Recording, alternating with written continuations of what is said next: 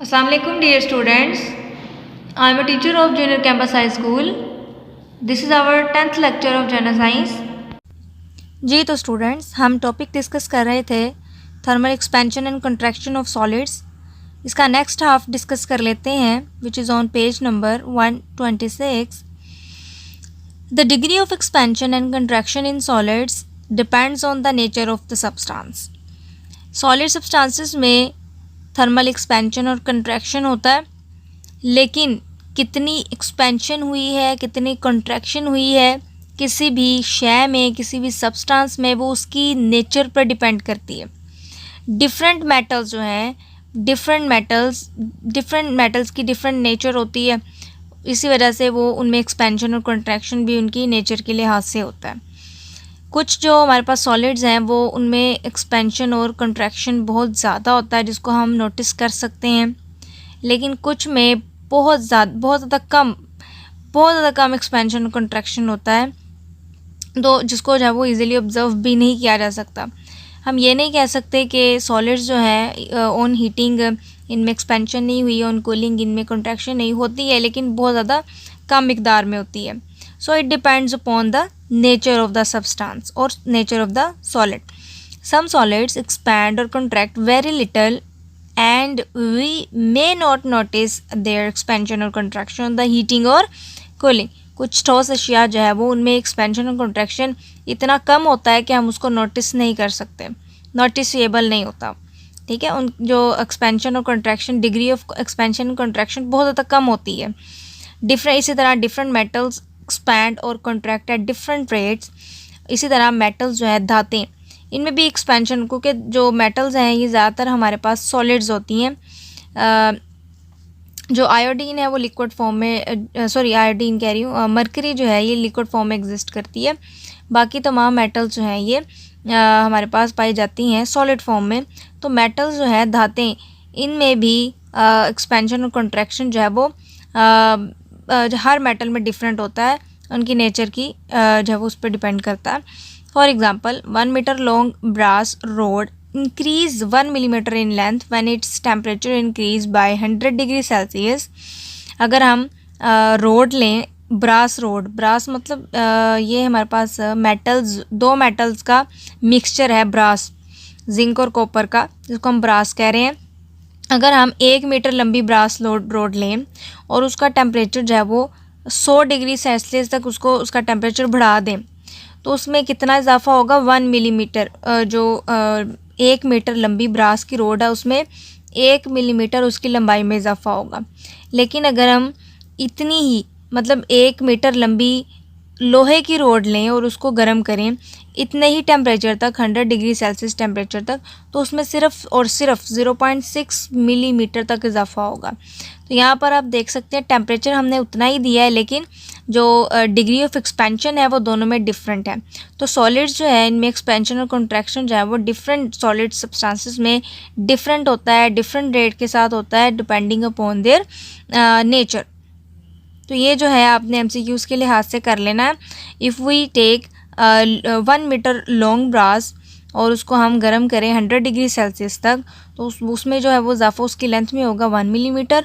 और 1 metre long जो है वो आयरन रोड अगर हम लें और उसको हम जो है वो 100 डिग्री सेल्सियस तक टेम्परेचर उसको प्रोवाइड करें, तो उसमें जो है वो उसकी लेंथ में सिर्फ और सिर्फ 0.6 मिलीमीटर तक इजाफा होगा।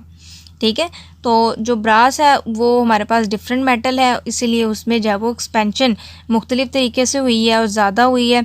और जो आयरन है, लोहा, उसकी नेचर अलग है और उसमें एक्सपेंशन जो है वो ब्रास से अलग हुई है, डिफरेंट हुई है। नेक्स्ट टॉपिक है हमारे पास 9.2.2 that is thermal expansion and contraction of liquids. जो मायात है हमारे पास लिक्विड सब्सटेंसेस, पहले हमने सॉलिड का डिस्कस किया है। लिक्विड सब्सटेंसेस भी गर्म करने पर फैलती हैं और ठंडा करने पर सिकुड़ती हैं, जिस तरह के हमने सॉलिड्स में पढ़ा है। नेक्स्ट है हमारे पास 9.2.3 thermal expansion and contraction of gases. जो हमारे पास थर्ड है हमारे पास फिजिकल स्टेट मैटर की गैसेस, इनमें भी एक्सपेंशन और कंट्रैक्शन होती है, लेकिन जब वो उसी तरह से गैसेस की प्रॉपर्टीज़ पर डिपेंड करता है। Like solids and liquids, gases also expand on heating and contract on cooling. Gases भी जो है वो गर्म करने पर फैलती हैं और ठंडा करने पर सिकुड़ती हैं, सॉलिड्स और लिक्विड की तरह। जी, तो पेज नंबर 127 पे जो एक्टिविटी है 9.4, इसको हम थोड़ा सा देख लेते हैं, समझ लेते हैं। इस डायग्राम की मदद से अगर हम एक फ्लास्क लें, फ्लास्क, इसके अंदर गैस लें, गैस जो है वो इसके अंदर भरें, दूसरी तरफ हम बीकर में पानी लें और इन दोनों को इस ट्यूब की मदद से कनेक्ट कर दें। अब यहाँ पे हमने जब वो एग्ज़ामिन करना है कि जो गैसेस हैं वो उनमें गर्म करने पर एक्सपेंशन होती है और ठंडा करने पर कंट्रैक्शन होती है या नहीं होती। अगर हम बंसर बर्नर ऑन करें और हीट प्रोवाइड करें इसको, इस फ्लास्क को जिसके अंदर गैस मौजूद है, तो क्या होगा कि जो गैस है उसके मॉलिक्यूल्स में मूवमेंट ज़्यादा होना शुरू हो जाएगी और मॉलिक्यूल्स एक दूसरे के दूर होना शुरू हो जाएंगे, एक्सपेंशन होना शुरू हो जाएगी, गैस जो है वो फैलना शुरू हो जाएगी। एज अ रिज़ल्ट ये जो गैस है इस ट्यूब में ऊपर की तरफ चढ़ेगी और इस ट्यूब से गुजरकर जो है वो इस बीकर में मौजूद पानी में आएगी। तो एज अ रिज़ल्ट क्या होगा, पानी में जो बबल्स प्रोड्यूस होना शुरू हो जाएंगे, बबल्स बनना शुरू हो जाएंगे। तो बबल्स का बनना इस चीज़ की गवाही है कि जो हमारे पास गैस है इस फ्लास्क के अंदर वो फैली है, वो उसमें एक्सपेंशन हुई है। लेकिन अगर हम इसको ठंडा करते हैं गैस को, तो उससे क्या होगा कि जो फ्लास्क के अंदर गैस है वो सिकुड़ना शुरू हो जाएगी, कंट्रैक्शन होना शुरू हो जाएगी। एज अ रिज़ल्ट क्या होगा कि जो ट्यूब में जो गैस होगी वो भी फ्लास्क के अंदर इकट्ठी हो जाएगी। एज अ रिज़ल्ट क्या होगा, जो ट्यूब है उसमें एक सक्शन क्रिएट होगा, एक खिंचाव की फोर्स क्रिएट होगी और एज अ रिज़ल्ट जो हमारे पास बीकर के अंदर पानी है वो इस ट्यूब में ऊपर की तरफ चढ़ जाएगा, ऊपर की तरफ मूव करना शुरू कर देगा। ये हमें क्या इंडिकेट कर रहा है कि जो हमारे पास गैस है इनसाइड द फ्लास्क वो उसमें कंट्रैक्शन हुई है। ठीक है। This activity would make you learn that air in the flask expands on heating and leaves the flask producing bubbles in water.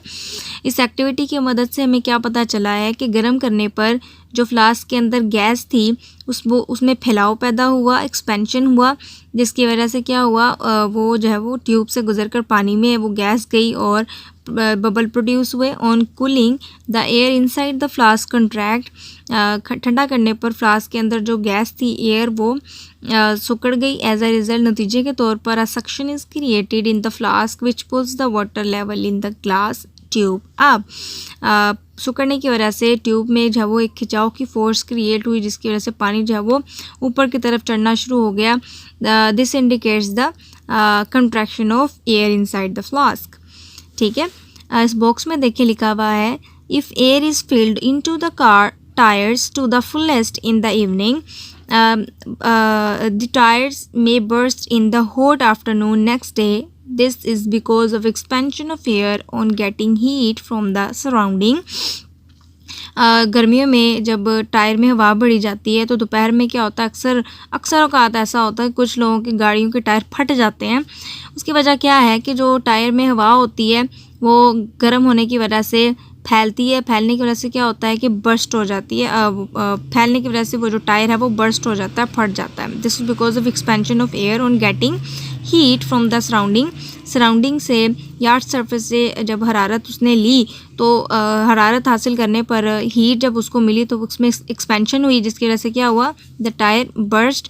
जो टायर है, गाड़ी के टायर जो है वो फट सकते हैं in the hot afternoon next day. बहुत ज़्यादा शदीद किस्म की जब गर्मी होती है दोपहर में तो उस दौरान जब वो टायर फट सकते हैं due to the expansion of air inside the tyre on getting heat from the surrounding. तो यहाँ से हमें क्या पता चलता है, gases also expand on heating and contract on cooling like solids and liquid substances. Next topic है जी हमारे पास 9.3, that is applications of expansion and contraction of solids. Solid substances की जो सिकुड़ाव और फैलाव है उसको हम कहाँ कहाँ इस्तेमाल करते हैं अपने मकासद के लिए। Thermal expansion and contraction are used for different purposes. मुख्तलिफ मकासद के लिए सॉलिड्स जो ठोस अशिया हैं उनकी एक्सपेंशन और कंट्रैक्शन, हरारती सिकुड़ाव और फैलाव का इस्तेमाल किया जाता है। A few examples are here. सबसे पहले है हमारे पास रिवेटिंग। रिवेटिंग क्या है? रिवेटिंग को समझने से पहले हम देख लेते हैं रिवेट क्या है। रिवेट जो है ये छोटी सी cylindrical round shape flask shaft होती है, स्मूथ शाफ्ट कहते हैं किसी लंबी रोड शेप चीज़ को। रिवेट इज़ अ स्मॉल, छोटी, रिवेट एक छोटी सिलेंड्रिकल मतलब किसी भी चीज़ के एजेस किनारे अगर गोल हो, सिलेंड्रिकल हो, तो उसको हम सिलेंड्रिकल सब्सटेंस बोलते हैं। तो रिवेट क्या है? एक छोटी सी cylindrical smooth shaft whose one end is swollen, जिसका एक सिरा क्या होता है? चौड़ा होता है, जिसको हम हेड कहते हैं। As you can see in the diagram in figure 9.8, जो हमारे पास रिवेट है उसका एक सिरा जो है वो चौड़ा होता है, सोलन, which is called as head, ठीक है यहाँ पे। और दूसरा सिरा जो है वो फ्लैट होता है, जिसको हम बकटेल बोलते हैं। While the other end is flat called bucktail. अब यहाँ पर रिवेट को किस मकसद के लिए इस्तेमाल किया जाता है? Hot rivets are use to join the metal plates. The process in which two metal plates are joined together by means of rivet is called riveting. जो रिवेट है इसको बहुत ज़्यादा गर्म, रेड हॉट किया जाता है। अक्सर आप फैक्ट्रीज़ में देखते हैं कि जो लोहा वगैरह है, ये मेटल है, उसको बहुत ज़्यादा इतना गर्म किया जाता है कि वो रेड कलर की हो जाती है। इसी तरह रिवेट को भी रेड हॉट किया जाता है।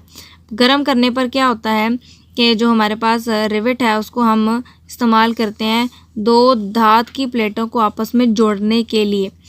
वो जो गर्म रिवेट होता है उसको हम फिर मेटल प्लेट्स में ठोक देते हैं, जिसकी वजह से क्या होता है, वो मेटल प्लेट्स जो हैं, दो धाती प्लेटें आपस में जुड़ जाती हैं। तो गर्म रिवेट की मदद से धाती प्लेटों को आपस में जोड़ना, इस प्रोसेस को हम रिवेटिंग कहते हैं। ये बहुत इंपॉर्टेंट शॉर्ट क्वेश्चन है। एक रिवेट है, रिवेटिंग क्या है, रिवेट से क्या मुराद है, डिफाइन रिवेट, और what is riveting, what did you mean by riveting. For joining the two steel plates, दो स्टील की प्लेट्स को या धात की प्लेटों को जोड़ने के लिए they are placed one above the other and holes are drilled through them. दो प्लेटों को एक दूसरे के ऊपर रखा जाता है और उनमें सुराख किए जाते हैं।